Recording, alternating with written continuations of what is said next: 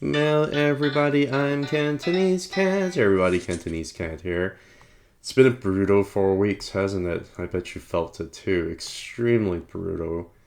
Where things just seemed like they were just going down and down and down, day after day after day. Had a little bit of a dead Cantonese bounce, and so it just kind of reversed immediately back right afterwards. So what the heck is going on? Well, this is not anything unusual. Usually during a year or two, you're gonna have these 5 to 10% crash on the S&P 500. These are a completely normal thing. So right now, about a little over 10%. You over here have also had, close to about a 10% drawdown, right? And then over here, you have maybe anywhere from around 5%. And you had the really big scary one over here around 2023 that was about more than 10%, right? So you have all these drawdowns on the way of a bull market on the way up. And this is not really anything in particularly unusual for this to happen. The only question is if you have a big giant drawdown, if it happens real fast and it reverses real fast, kind of like it did over here, then there's no bear market. This is just a correction that's necessary for it to go, right? The only problem is if it doesn't reverse fast, where this happened around 2022. If it goes down in a very, very drastic way, and this is a very prolonged downward trend here that lasted for about 9 or 10 weeks, right? And the bounce just wasn't strong enough to really get up to reverse this bear trend because it has really taken this time. And during the process, it has really flipped some of these moving averages, like a 20 moving average has really been flipped, right? The 30-week moving average has really been flipped, right?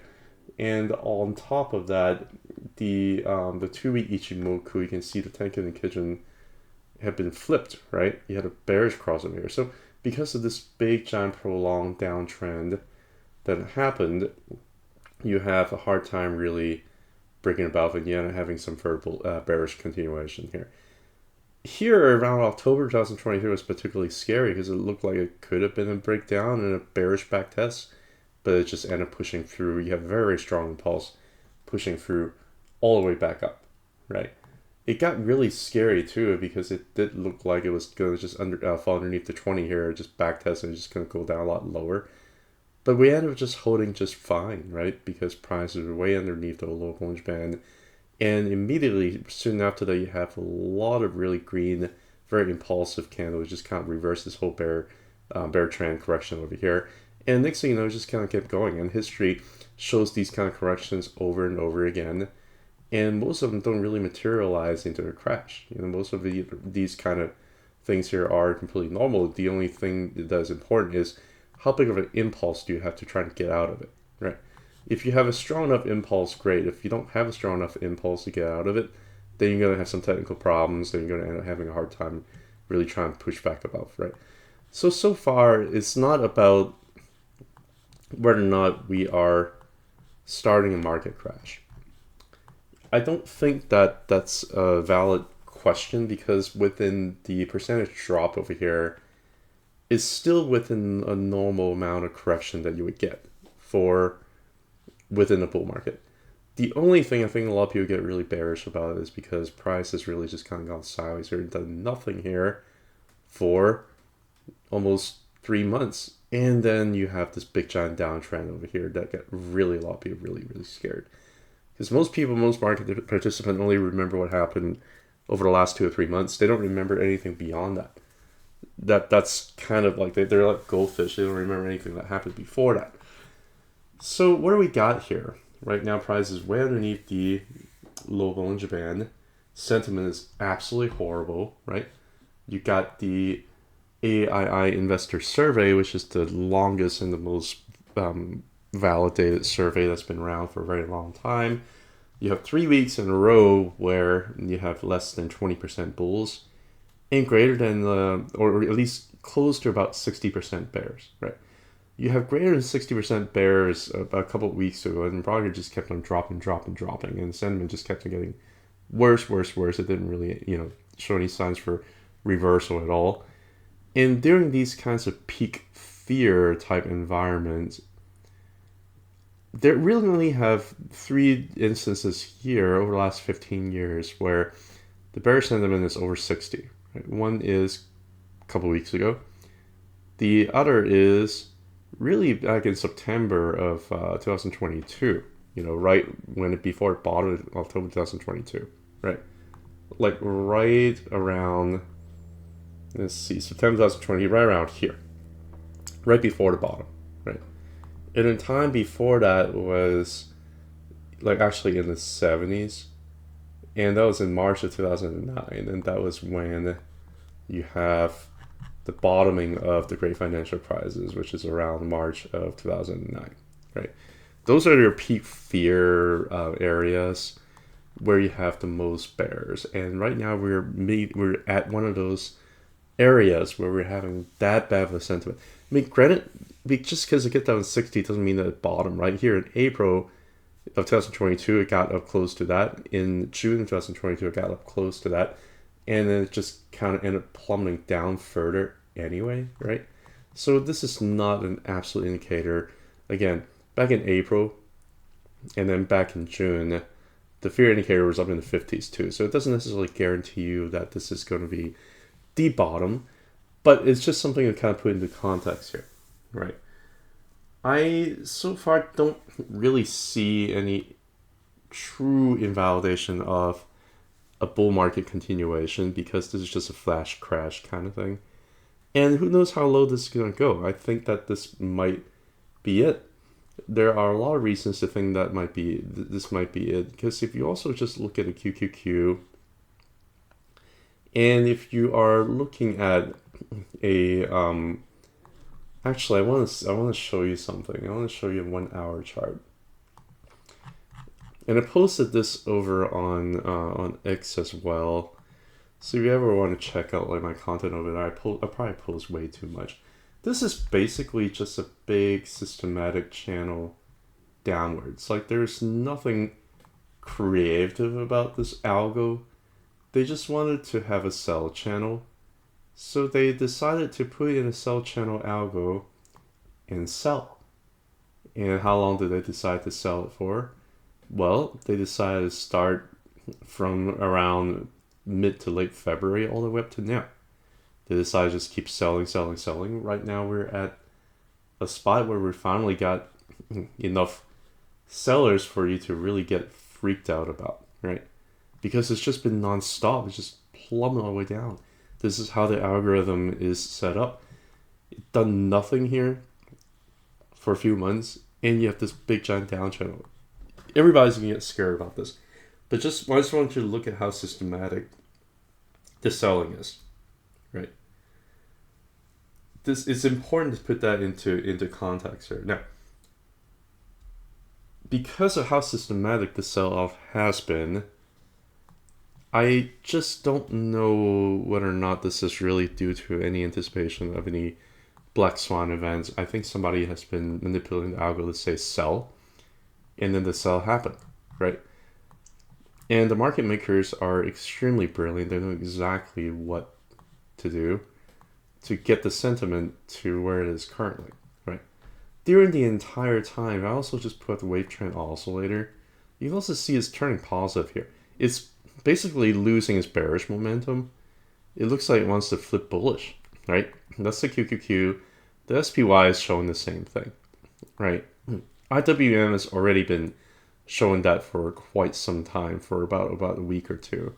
It's already basically saying this vicious downtrend is decelerating, even though price continue to kind of drop down, right? But the momentum is stopping, right? So what are we talking about here? What exactly are we talking about here? Are we going to a bear market? Is there a lack of liquidity going around? And is there just no way for the Fed or for the US government to reverse this? Is there absolutely no way that we can actually reverse this? Well, let's think about it, right? In order to think about the market, I generally don't like to think about it in isolation. I generally like to think about a few things. First of all, over the last 15 years or so, how has the Chinese market been doing, and how is it in relations to how the US market is doing, right? Let's look at it. The truth is this, and I'm going to try to line them as much as I can. The truth is this, and I've gone through this with my recent live stream with the great Maspy, the cat and the mat. If you want to go back to watch that, feel free. But the truth is this, whenever you have the Chinese market doing well, US market is going to do well. Whenever you have the Chinese market doing not well, sometimes the US market continues to do well, sometimes it doesn't do well. But in general, over the last 15 years, whenever the Chinese market does well, and I can draw these things. I don't want to really take up too much of your time, but I can show you example where the Chinese market goes up, US market goes up, and that's basically going to be the case. Basically, Chinese liquidity eventually end up floating into the US, right? And that's why the US economy continues to just kind of go up, right? And the Chinese economy can have this correction. For example, when it started correction over here for about half a year to like almost a year, US market continues to go up, right?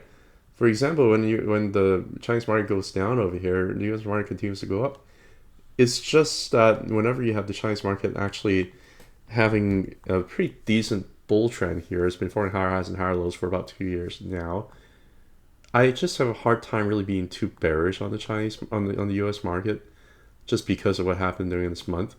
I mean, I think the Chinese market is hitting resistance, right? The 0.5 is pretty strong resistance. It just broke through the Ichimoku cloud here on the monthly. I think it's hitting some resistance here. Maybe that's why US stock is kind of showing a little bit of weakness here too, right? Maybe that's why. But I just don't know whether or not I'm that bearish on the US market if Chinese market is showing higher highs and higher lows. The other thing too is also very important to take into consideration is nobody talks about this anymore because they only talk about it in the context of when they have something they want to freak out about, such as the Japanese yen carry trade or whatever you call it, back in August of 2024. Right, that's when everybody talks about Nikkei. Nobody's talking about it anymore. Guess what? Because it's done nothing over the whole year. Right? Is this a bearish thing? Well, it's trying to break through this arc here. I'm going to show you a little bit of history here in terms of what the symmetry of this arc is. It's pretty good, right? Arc, arc, arc, and arc, right? We are simply having a little bit of, trouble maybe trying to break through this arc here so far, but it's touched it twice, right?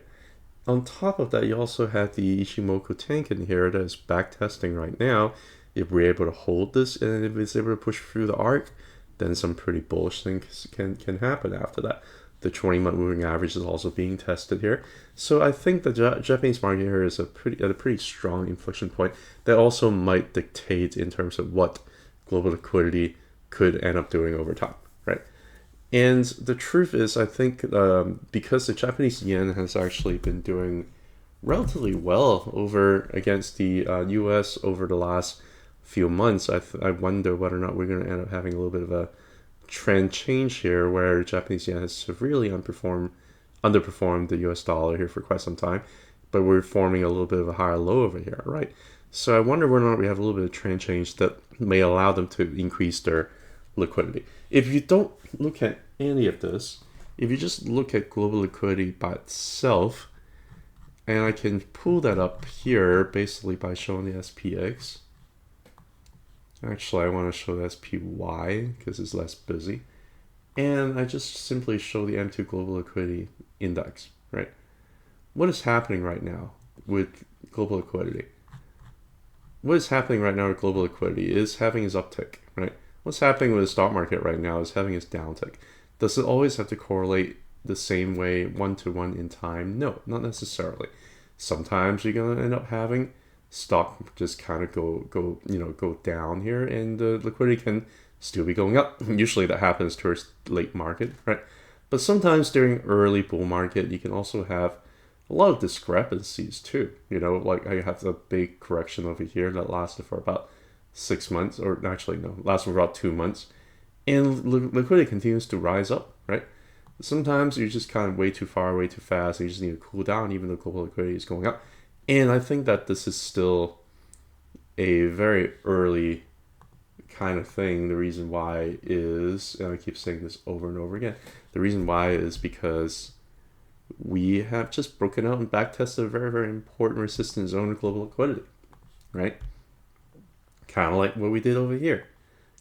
We've just broke through this very strong resistance level of global liquidity, broke through it, backtested, and then we ran, right? Right now, it almost feels a little bit like COVID, doesn't it? Right now, it feels like they want to tank the market so that they can potentially end up pumping money and just push up a lot higher. Now, the question with COVID was that it was absolutely scary because the economy was completely shut down. Here we're talking about the narratives. It's just not nearly as scary. The narrative is like it's like tariff 2.0. I mean, like, that's it. And there's really not much, like, you can talk about unemployment, you talk about all that stuff, but as long as inflation is not a problem, then money printing can start. As long as inflation is not a problem, then money printing can start again. And they've been starting. You can see global liquidity rising. Eventually, Chinese liquidity is going to roll into the U.S. Eventually, I think the Japanese economy is able to start, their quantitative easing again. And if you're just looking at the signal here, you can say that, but the Fed's not cutting yet. They're held on pause. Oh no, right? When they start holding their Fed's effective funds rate high without cutting, yields have dropped from like 4.4 to below 4%. Just by itself. There are some days that it just kind of kept dropping and dropping and dropping and dropping and dropping. The market is already signaling that the Fed's going to cut. The market is already signaling that you have a financial condition where yields can go down, right? So the Fed doesn't have to do anything. It just follows. That's all it has to do, right? The same thing's happening in a 10-year where it just kind of plummeted whenever the Fed said, "Oh no, we're not gonna cut," and it just the 10 years just went from like 4.8% down to like 4.1%. Now it's bounced back to around 4.2, 4.3%, right? But the trend is down, right? So the market's already telling you, hey, I think we're at a juncture where the financial condition can probably be eased, and I think the Fed's going to listen to that. The other thing too is, are you really scared about inflation when oil prices look like this? It looks like it could be potentially just fall underneath, below the floor, and just go a lot lower, right? Are you really going to get that worried about inflation? Now it's not even, the narrative's not even inflation anymore. The narrative's more recession. Some people say stagflation. I don't understand why you would think that it's a stagflation if we're at a market condition where quantitative easing can happen again, right? So I don't know what we're talking about here. We just had a cool CPI. We just had a cool PPI, if you follow that kind of stuff, right? PPI was extremely cool, right? So it really opens up the condition for the Fed to ease financial condition, right? So what are we talking about here? Well, I think what we're talking about here is everybody look at the indexes. The indexes are going to be held by the majority of the SPY and QQQ are going to be disproportionately held by stocks like Apple, Microsoft, Adobe, right? What have they been doing? Let's see what's Adobe doing? Adobe's doing absolutely horrible right now, right? I'm going to show you all these large cap stocks. They're doing horrible right now. Maybe it's because they just needed to cool down after a big giant run, right? I should probably move this into log because otherwise I can't really visualize it very well. But maybe it's just simply needed to cool down here because it made a big giant run over here for a few decades.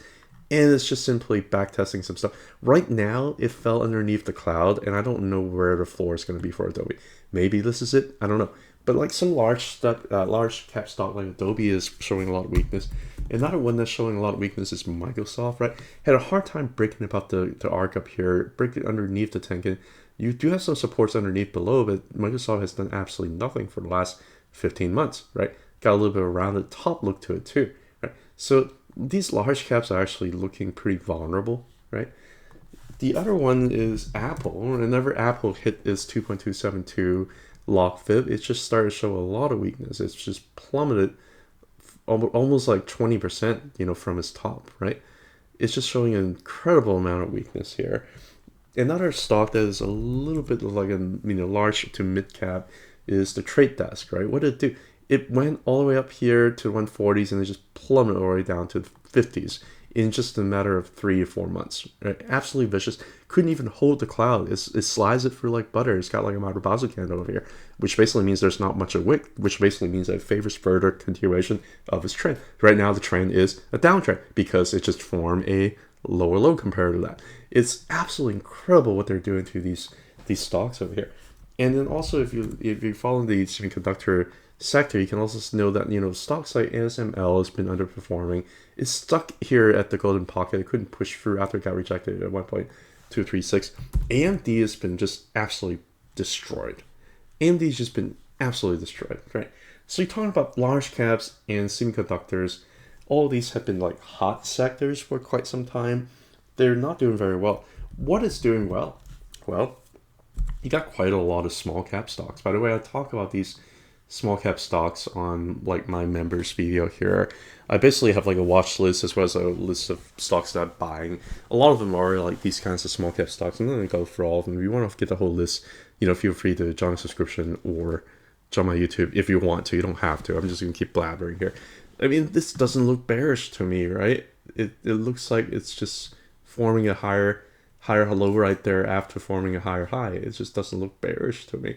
Got a GAN here for you too if you're a GAN fan. Basically, it got almost rejected here up in the top of the arc over here and just basically find support here at the bottom of the arc down here, right? Not a bad look. And look at how crazy it ran. It didn't give it all out, right? Not like some of the crazy stocks like the Trade Desk. Like, what the heck is going on? Another one that is looking pretty decent is Fubo, right? Fubo had a pretty decent breakout. It's forming higher highs and higher lows. And the higher low right now is at 0.236, right? This is a good looking stock, right? And it's a small cap. What else is looking good? Grab is looking pretty decent. Higher highs and higher low, right? It didn't even bother coming back to the 0.236, right? It's got a bullish expansion at 20 moving averages going up, and it's also holding Ichimoku Kitchen over here. It's a good looking stock, right? You're talking about another one. I'll give you another one more. BlackBerry. If you count this wick here, this is a higher high compared to that, right? And if you also look at the 20-month moving average, it's starting to reclaim that over here. We simply are having a trend change over here, right? Where it got rejected here. We broke through it. I think one of these days, maybe it comes back and tests support, or maybe it just kind of hangs around here and just keeps going higher. I think it's possible because the tank and the kitchen are fused right now as a katana. It's showing us some really, really decent support. So you have all these like small cap crazy stocks actually looking pretty decent, and you have the Trade Desk and Adobe just absolutely plummeted. What the heck's happening? Should we pile and just buy all small cap stocks? The answer is no, right? Because you have also other like small mid cap stocks, small cap stocks that are more speculative and they're not necessarily doing that well. One example is Unity. You can see that it's trying to, it broke down underneath this horizontal zone, it's trying to break through, but it has a hard time trying to find a higher high, right? So it's at risk for developing a lower low, right? But it's not ready yet, right? You look at a stock like Path, it's just plummeted down further, right? It's just made a new lower low. So it's not like everything risk on, you just buy, right? Open Door, hot stock from the last hype cycle up here. It looks terrible, right? It could be an Adam and Eve bottom. It could be an Adam and Eve bottom, but it looks like a falling knife right now, right? I cannot buy this. I cannot buy this, right? And then finally, you have other stock like Lucid, right? It looks terrible. It just keeps on dropping. It looked like it might be at risk for forming another lower low, right? And the 20-month moving average continues to serve as resistance. So not every single small cap or speculative stock is going to be a hot stock, right? So I think it's important to reassess to see what might be some good things to get into and what may not be. But the overall signal is this. This market is actually still relatively healthy. Because when things pump, it's not like the 2011 2021, everything pump kind of scenario. When things pump, some things pump, other things don't. And when they do, sometimes some certain sector can go up and sometimes certain sectors can go down, right? And this is very, very, very, very important to realize. Because of that, it makes me less likely to want to even be engaged in large cap stocks at this point. I've been systematically trying to rotate into smaller cap stocks, including those that I've just shown you. Even though over time, over the last 10, 15 years, large cap has outperformed small cap. But that's kind of what I'm doing based on what I'm seeing here. And also, when I'm talking about small cap, I'm not talking about getting into all kinds of weird speculative small cap stocks. No, I'm talking about looking at the charts, give you some decent quality here in terms of what is happening. I just showed you an example of a few of these, right? So think about what you want to do with your money, and don't use me as a financial advisor because I don't know what the heck I'm talking about. But I would like to join the rotation and see where it takes me. And I think the rotation would also involve crypto as well at some point. But that's another story for another time. All right, guys. Thanks for listening for another 26 minutes of me just rambling on without a conclusion at the end. Take care. Have a good one. Bye.